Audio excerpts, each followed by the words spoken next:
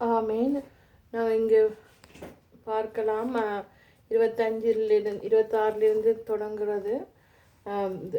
முதல் பார்த்தது போல இயேசு கிறிஸ்து எப்படியாக தன்னுடைய வருகையின் காலங்களில் எப்படியாக இருக்கும் என்று சொன்னார். மிகுந்த உபத்திரவம் வரும் என்று அந்த நிகழ்ச்சிகள் நடக்கும்போது என்னென்ன அடையாளங்கள் இருக்கும் என்று நாங்கள் பார்த்தோம். அதை தொடர்ந்து இயேசு கிறிஸ்து அந்த உபத்திரவ காலத்திலிருந்து இன்னும் அநேக அடையாளங்கள் தீர்க்க தரிசனங்களை அவர் எடுத்து சொல்லுகிறார். இயேசு சொல்லுகிறார், தன்னை போல இங்கே நான் இருக்கிறேன், அங்கு இருக்கிறேன் என்று தன்னை போல கிறிஸ்து நான் என்று அநேகர் சொல்வார்கள். அநேகர் வந்து தாங்கள் தான் இயேசு என்று அநேகர் சொல்லுவார்கள் என்று சொல்லப்படுகிறது. இதுக்கு நாங்கள் விழித்திருக்க வேண்டும்.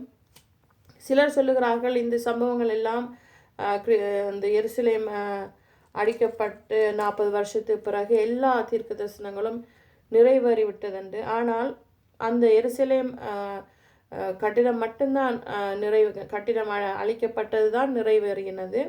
மிச்ச எந்த சம்பவமே இன்னும் நடக்கப்படவில்லை, இன்னும் அது நிறைவேறவில்லை என்றுதான் நாங்கள் பார்க்கிறோம். இயேசு கிறிஸ்துடைய 2ஆம் வருகையை நாம் எதிர்பார்க்க வேண்டும். விசுவாசிகளாக இருக்கிற நாங்கள் அது உண்மையாக நாங்கள் விழிப்புணர்வோடு இருக்க வேண்டும். இயேசு கிறிஸ்து அந்த வருகை வந்து ஒரு என்ன சொல்ற ஒரு ரகசியமான வருகையாக இருக்காது. இந்த வாசனங்களை நாங்கள் பார்த்தால் அது மின்னல் வானத்தில் கிழக்கிலிருந்து தோன்றுகிறது, தோன்றி மேற்கு வரைக்கும் பிரகாசிக்கிறது போல மனுஷகுமாரனுடைய வருகை இருக்கும். அப்படி என்றால் அது வெளியரங்கமாக இருக்கும். நாங்கள் எங்களுடைய கண்களால் அது பார்க்கக்கூடியதாக இருக்கும், தெளிவாக இருக்கும். நாம் சிலர் வந்து நான் தான் இயேசு என்று சொன்னால் இயேசு கிறிஸ்து சொல்லுகிறார், நம்பாதிருங்கள். ஏனென்றால் இன்னும் இந்த சம்பவம் நடக்கவில்லை. இயேசு கிறிஸ்து வரும்போது யாவருமே அதை காணக்கூடியதாக வானத்தில் ஒரு மின்னல் தோன்றுவது போல அவர் தோன்றுவார் என்று இந்த வசனங்களூடாக நாங்கள் பார்க்கலாம். கட்டாயமாக இயேசு கிறிஸ்து 2ஆம் வருகை வந்து எதிர்பார்க்க வேண்டும். அது ஒரு தெய்வீக வருகையாக இருக்கிறது. இந்த தீர்க்க தரிசனம் நிறைவேறுவதற்கு முதல் அநேகர் கள்ள கிறிஸ்துக்கள் உருவாகுவார்கள், அநேகர் தீர்க்கதரிசிகள் உருவாகுவார்கள், போதகர்கள் உருவாகுவார்கள். அதிகமாக இவர்கள் வளருவார்கள்.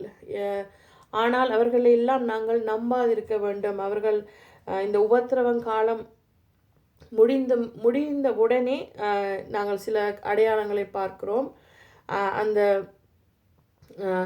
அந்த நாட்களில் சூரியன் அந்தகாரப்படும், சந்திரன் ஒளியை தொடாதிருக்கும், நட்சத்திரங்கள் வானத்திலிருந்து விழும், வானத்தின் சத்துவங்களும் அசைக்கப்படும் என்று சொல்லப்படுகிறது. அப்படி என்றால் ஒரு மாற்றம், உலகிலே ஒரு பெரிய ஒரு மாற்றம் இயேசுடைய 2ஆம் வருகையில் காணப்படும். சந்திரன் சூரியன் எல்லாமே ஒரு மாற்றத்துக்குள் வரும்.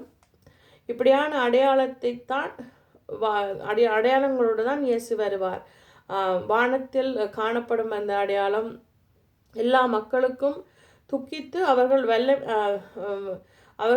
அந்த இயேசுடைய மகிமையும் வல்லமையும் நாங்கள் காண்போம் என்று தான் சொல்லப்படுகிறது.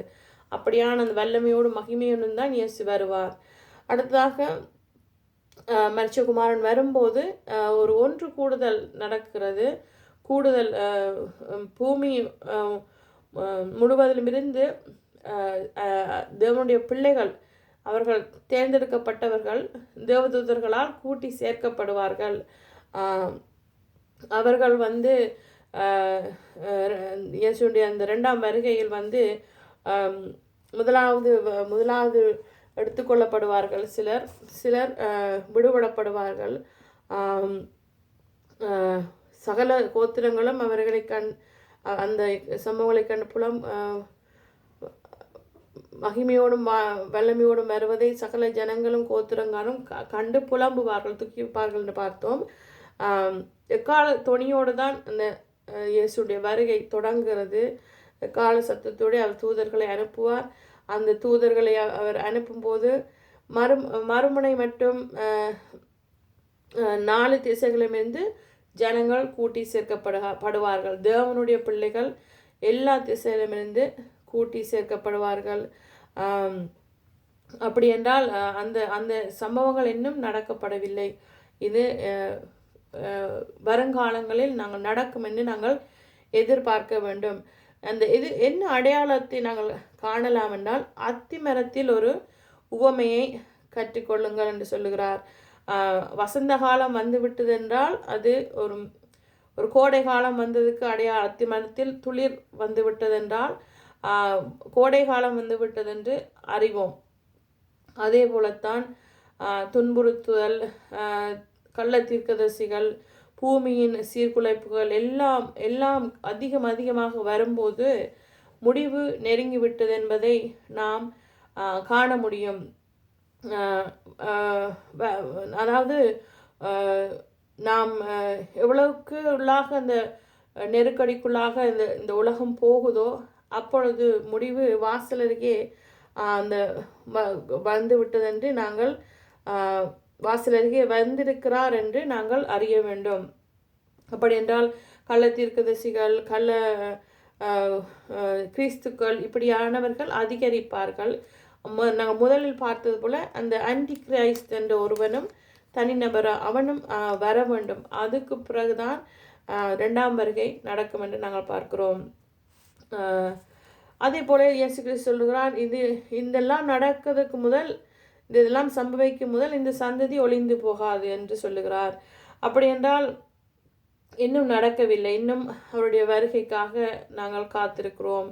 அவருடைய இந்த வானமும் பூமியும் ஒளிந்து போனால் அவருடைய வார்த்தைகள் ஒளிந்து போகாது என்றும் சொல்லுகிறார். அப்படியாக அவருடைய வார்த்தை இன்னும் ஜீவனுள்ளதாயிருக்கிறது.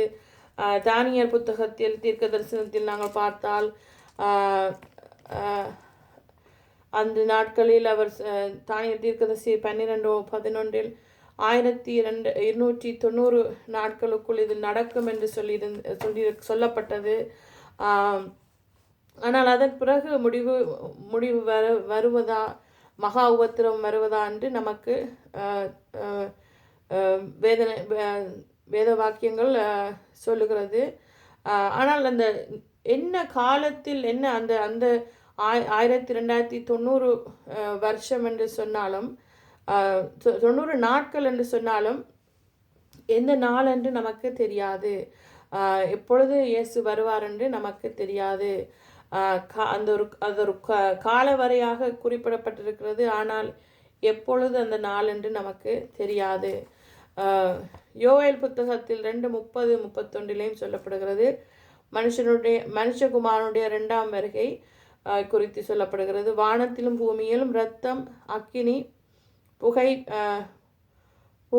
ஸ்தம்பம் ஆகிய அதிசயங்களை காட்டுவேன். கர்த்தருடைய பெரிதும் அந்தகாரமான நாள் வரும் முன்னே சூரியன் இருளாகவும் சந்திரன் இரத்தமாகவும் மாறும் என்று யோவேல் 2 சொல்லப்படுகிறது.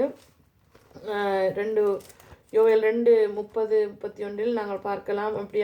எப்படியாக இயேசு கிறிஸ்துடைய 2ஆம் வருகை இருக்கும் என்று நாங்கள் பார்க்கலாம். நாளும் நாளிகையும் நமக்கு தெரியாது, நாம் அதை அறியோம். அது பிதா மட்டும்தான் அதை அறிந்திருக்கிறார். தேவதூதர்களும் அதை அறியார் என்றுதான் வேதம் சொல்லுகிறது. பிதா ஒருவருக்கே அந்த வருகை, அவருடைய வருகை எப்பொழுது இருக்கும் என்று பிதா ஒருவருக்கே தெரியும். தானியேலுடைய இந்த காலம் எவ்வளவாக என்று கொடுக்கப்பட்டாலும் அந்த அந்த அந்த நாள் எப்படி என்று நமக்கு எப்போ என்று நமக்கு தெரியாது. அது தெரிவிக்கப்படவும் இல்லை. ஏனென்றால் ஓகே, ஸோ அந்த நாளிகை எப்போ என்று நமக்கு தெரியாது. பிதா ஒருவர் மட்டுமே அதை அறிந்திருக்கிறார். அடுத்ததாக நாங்கள் பார்க்கிறோம், நோவாவின் நாட்களில் நடந்தது போல மனுஷகுமாரனுடைய வருகையின் காலத்திலும் நடக்கும் என்றால், நோவாவின் காலத்திலும் நோவா 150 வருஷங்களாக பிரசங்கித்தார்.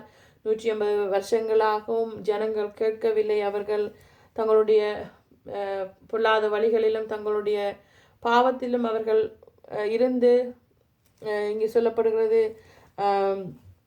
ஜலப்பிரவாகத்துக்கு முன்னாலே காலத்திலே நோவா பேழைக்குள் பிரவேசிக்கும் நாள் வரைக்கும் ஜனங்கள் புசித்தும் குடித்தும் பெண் கொடுத்தும் இருந்தார்கள். அவர்கள் ஜலப்பிரளயம் வந்து அனைவரையும் வாரிக்கொண்டு போக மட்டும் உணராதிருந்தார்கள். அப்படித்தான் இன்றைய இயேசுவின் 2ஆம் வருகையின் காலத்திலும் அநேகர் உணராதிருப்பார்கள். அநேகர் இயேசு வருகிறார் என்பதை நம்பாதிருப்பார்கள், வரப்போகிறார் என்பதை நம்பாதிருப்பார்கள். தங்களுடைய வழிகளிலே அவர்கள் தங்களுடைய வாழ்க்கையை செலவிடுவார்கள். தங்களுடைய வாழ்க்கையிலே அவர்கள் இதெல்லாம் சாத்தியமா இது என்று அவர்களுக்கு அவர்கள் ஒரு அவதானம் இல்லாமல் தான் அநேக மக்கள் இருப்பார்கள் என்று நாங்கள் பார்க்கிறோம். அடுத்ததாக ஒருவர் எடுத்துக்கொள்ளப்படுவார், ஒருவர் விட்டு செல்லப்படுவார் என்று பார்க்கிறோம். கிறிஸ்துவின் வருகையில் போது ஏற்படும் இந்த திடீர் பிரிவினையை நாம் பார்க்கிறோம். தேவனுடைய பிள்ளைகள் எடுத்துக்கொள்ளப்படுவார்கள், தேவனுடைய பிள்ளைகள் அல்லாதவர்கள் அவர்கள் விட்டுவிடப்படுவார்கள். பிள்ளைகள் பரலோகத்தில் எடுத்துக்கொள்ளப்படுவார்கள், பரலோகத்துக்கு எடுத்துக்கொள்ளப்படுவார்கள்.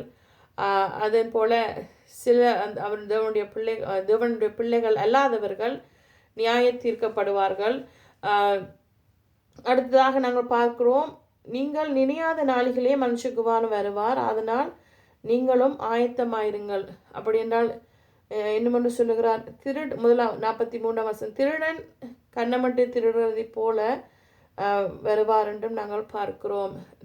திருடன் வருகிற விதமாய் அவர் வருவார். இயேசுவின் வருகை எதிர்பார்க்காத நேரத்தில் எப்போதும் நாம் ஆயத்தமாயிருக்க வேண்டும். எப்பொழுது தேவன் வருவார் என்றதை நமக்கு தெரியாது. 2 பேதுரு 3:10 சொல்லுகிறது, கர்த்தருடைய நாள் திருடன் வருகிற விதமாய் வரும் என்று எச்சரிக்கிறது. அது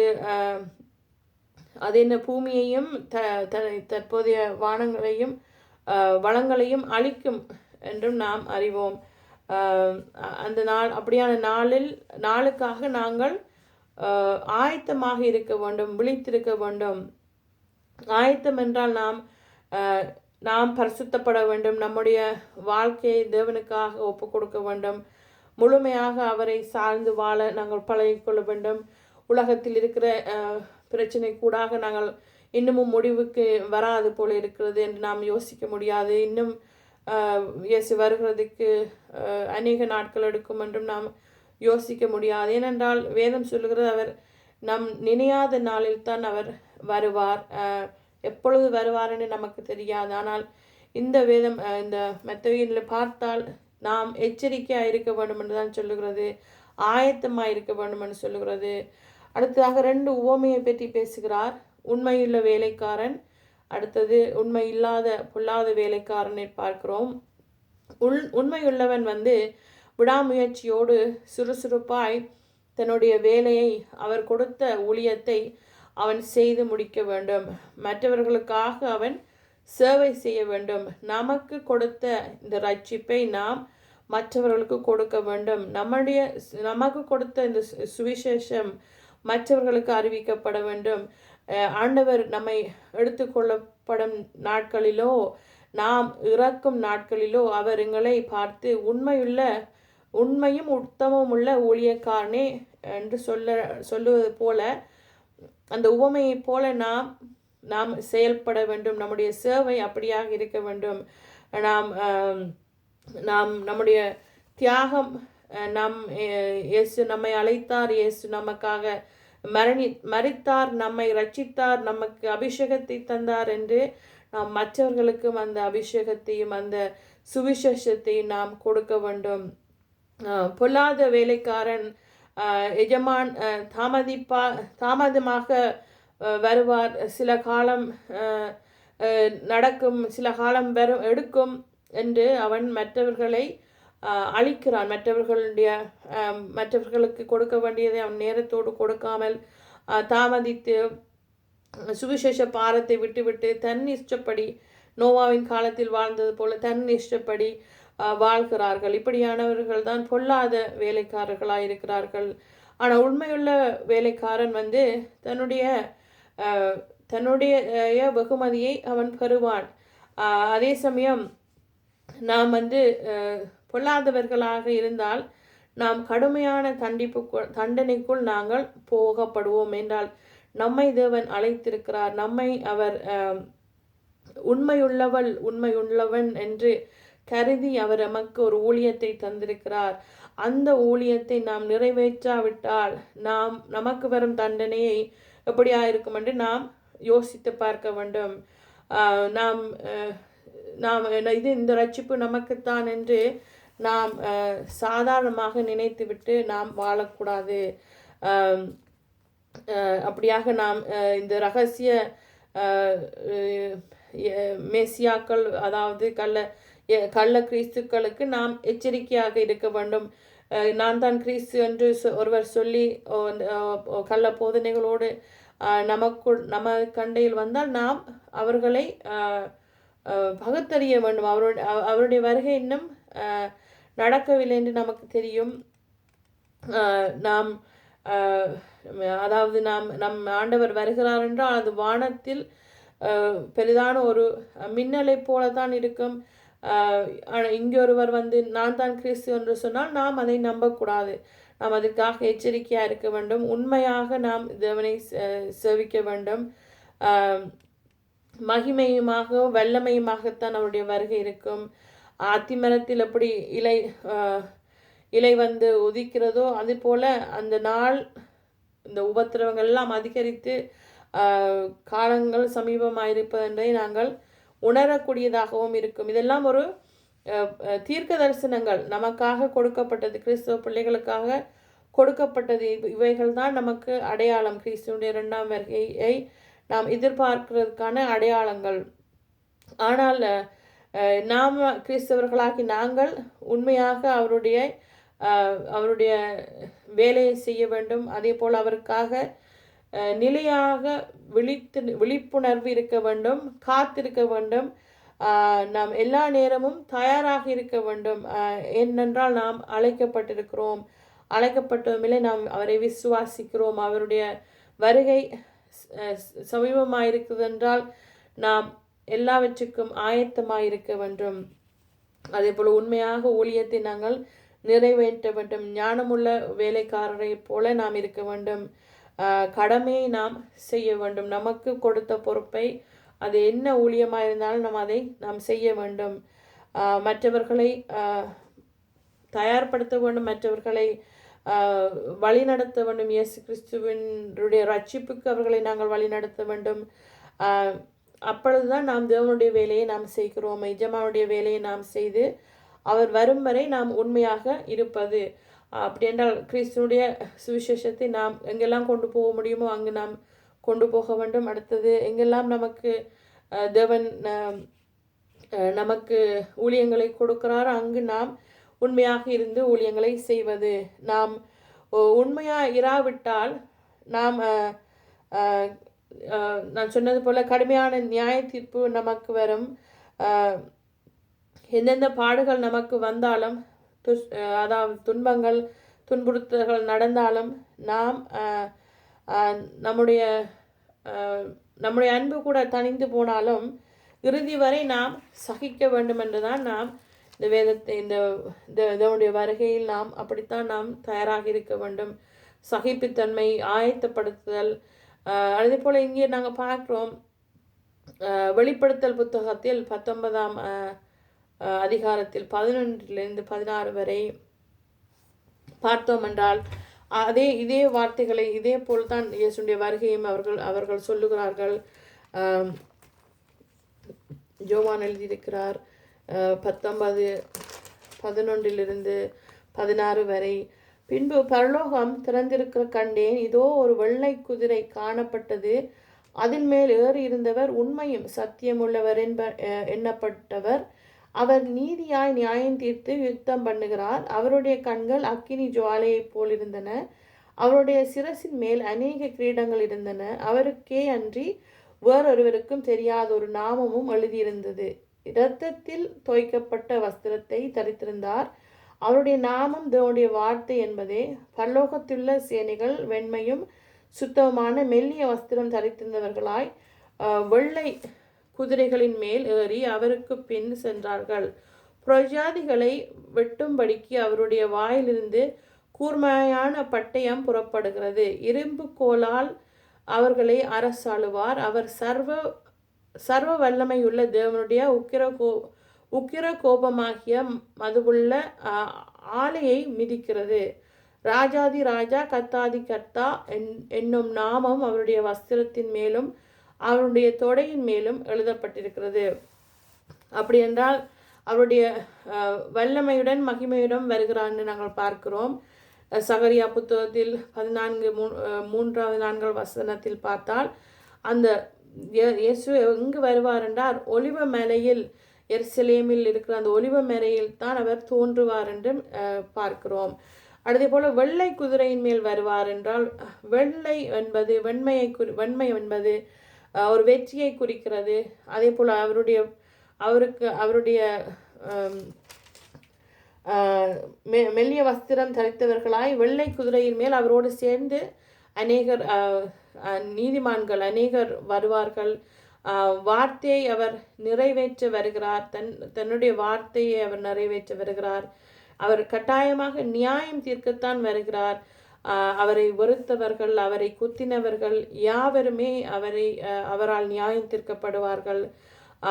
அக்கினி ஜுவாலை போன்ற கண்கள் என்றால் அவர் நம்முடைய இருதயங்களை காண்கிறவராயிருக்கிறார். எல்லாவற்றையும் அவர் அறிகிறார். நாம் என்னென்ன காரியங்களை நாம் செய்தோம், எதற்காக நாம் தண்டிக்கப்படுவோம், எல்லாவற்றையும் தேவன் அறிகிறார். அடுத்ததாக ராஜாதி ராஜா என்றால் எல்லாவற்றுக்கும் அவர்தான் அதிகாரி. அநேக கிரீடங்கள் இருக்கிறன்னு பார்க்கிறோம் அவருடைய தலையில். அப்படி என்றால் ராஜா அவர் சகலத்துக்கும் அதிகாரி, சகலத்துக்கும் அவர்தான் ராஜா. அதுக்காகத்தான் அவருக்கு அநேக கிரீடங்கள் கொடுக்கப்பட்டிருக்கிறது. பூலோகத்தில் உள்ள சேனைகள் தேவனுடைய பிள்ளைகள். நாங்கள்லாம் அப்படியாக அவருக்காக உழைத்தோமோ அதன்படி அவர் நம்மை சேர்த்து கொள்வார்.